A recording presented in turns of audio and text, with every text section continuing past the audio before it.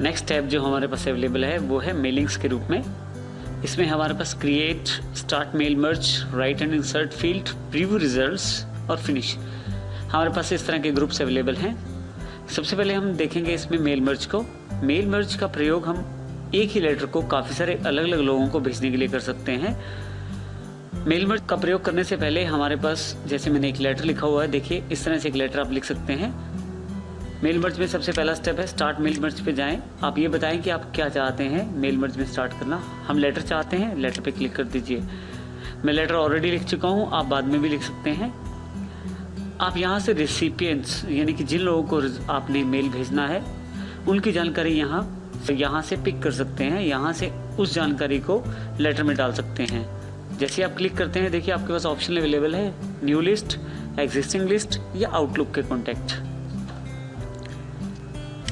क्योंकि हमारे पास अभी कोई लिस्ट अवेलेबल नहीं है तो हम टाइप न्यू लिस्ट क्लिक कर सकते हैं।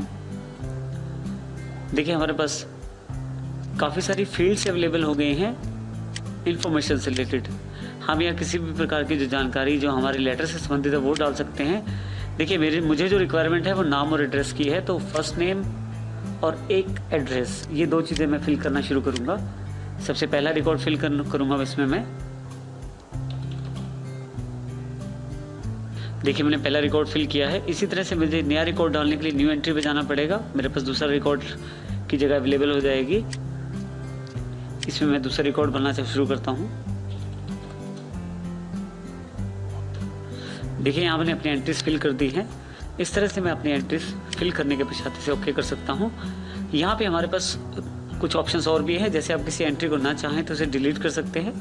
कस्टमाइज कॉलम पे क्लिक करें तो आप जिस कॉलम या जिस फील्ड को नहीं चाहते उस फील्ड को हटा भी सकते हैं। जैसे मुझे लास्ट नेम नहीं चाहिए तो इसे मैं डिलीट कर देता हूँ।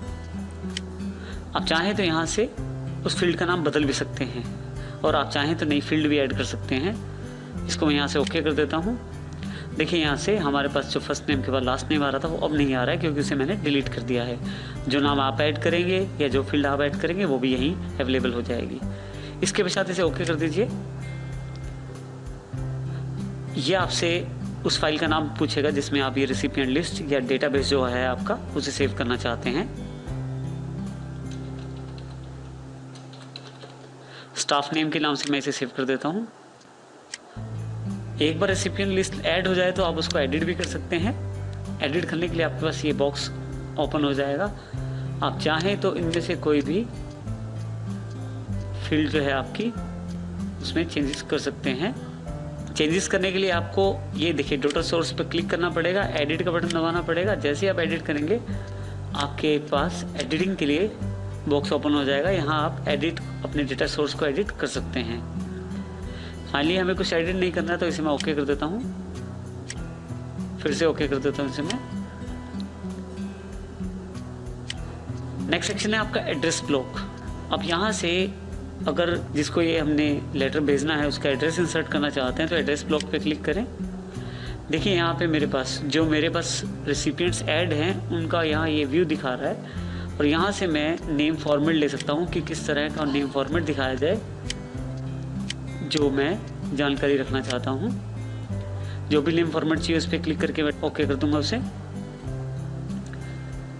इसके पश्चात मैं यहाँ से अपने जो फील्ड्स हैं जो मैंने फील्ड पहले फिल की थी उनको यहाँ पे इंसर्ट भी कर सकता हूँ। उसके लिए जैसे मैंने नाम और मुझे एड्रेस चाहिए तो नाम के आगे क्लिक करके थोड़ा सा स्पेस छोड़ देता हूँ ताकि जब फील्ड इंसर्ट हो जाए तो दोनों आपस में न जुड़ें।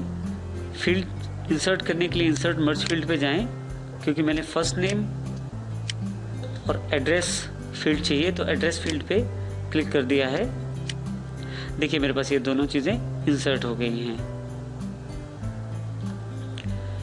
किसी तरह की आप अपने लेटर में या एप्लीकेशन में ग्रीटिंग लाइन भी देना चाहते हैं तो वो भी पॉसिबल है। आप ग्रीटिंग लाइन पे क्लिक करें। देखिए यहाँ पे ग्रीटिंग फॉर्मेट अवेलेबल है आपके पास। जिस तरह का ग्रीटिंग फॉर्मेट आपको चाहिए वैसा आप ले सकते हैं और यहाँ पे जो भी आप चाहते हैं वो ग्रीटिंग लाइन आप पिक कर सकते हैं। यहाँ से ओके कर दीजिए। ये ग्रीटिंग लाइन यहाँ पे अवेलेबल हो जाएगी। एड्रेस ब्लॉक को अलग से दिखाने के लिए मैं यहाँ पे एक टेक्स्ट बॉक्स इंसर्ट कर सकता हूँ। जैसे इंसर्ट पे जाके text box, simple text box ले लेते हैं एक।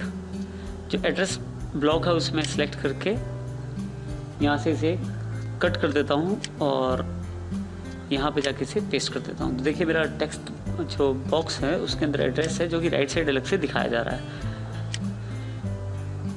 हमने जो जानकारी फील्ड्स के रूप में डाली है उसे हाईलाइट भी कर सकते हैं। देखिए ये जानकारी जो मैं क्लिक कर रहा हूँ, ये हाईलाइटेड सारी जानकारी फील्ड के रूप में है, मेल मर्ज फील्ड्स के रूप में।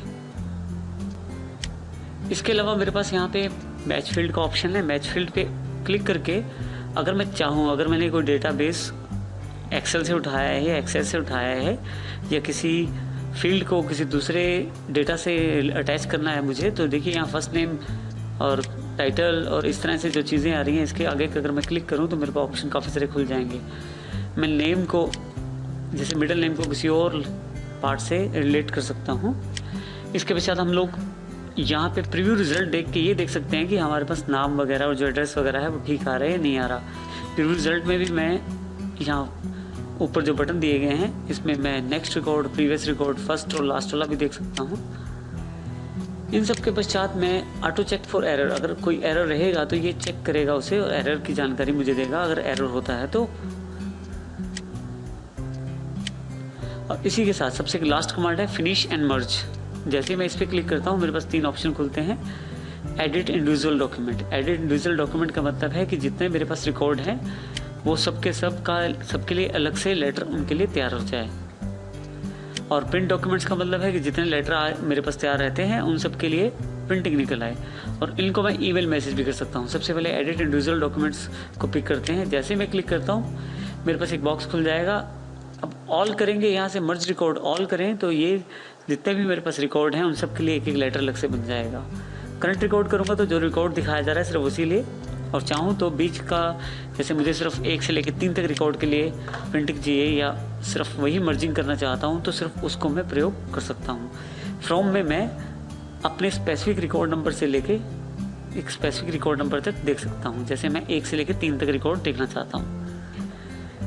अभी मैं ऑल पे क्लिक करके ओके कर रहा हूँ। तो देखिए जैसे मैं ओके करता हूँ ये जो एड्रेस ब्लॉक था हमारा, इसमें एड्रेस आ गया अलग से। यही नाम मेरे पास दिखाई दे रहा है और उसका एड्रेस दिखाई दे रहा है। ये देखिए जो हमारे पास ग्रीटिंग लाइन थी वो कुछ इस तरीके से प्रदर्शित हो रही है हमारे पास। ये लेटर अजय के लिए था। अगर आप थोड़ा सा नीचे जाएं तो विजय के लिए अलग से लेटर तैयार है, फिर सुमित के लिए लेटर तैयार है और इसी तरह से राधा के लिए। तो ध्यान दे तो मैंने थोड़े से समय में 4 लोगों के लिए लेटर तैयार कर लिया। इसी तरह से अगर मेरे पास 50 या 100 रिकॉर्ड होते तो उनके लिए भी लेटर एक साथ मेरे पास निकल आता। इस तरह से मैं मेल मर्ज का लाभ उठा सकता हूँ।